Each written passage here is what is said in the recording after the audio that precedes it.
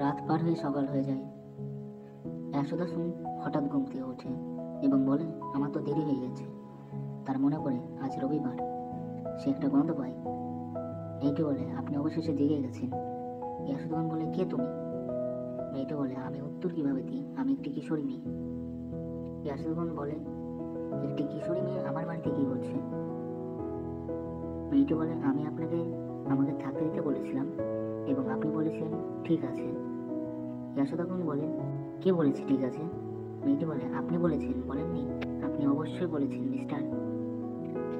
ইয়াসুদান বলে, আমি কি মজা করার জন্য কিছু আক্রমণ করিনি রাতে? মেয়েটি বলে, আমি আপনাকে একটু জ্বালাতন করতে চেয়েছিলাম। আপনি বলেছেন যে ছোট মেয়ের সাথে আপনি ঘুমাতে চান না, কিন্তু আপনি আমার কাছে একটা জিনিস চেয়েছিলেন, মিসো স্যুপ।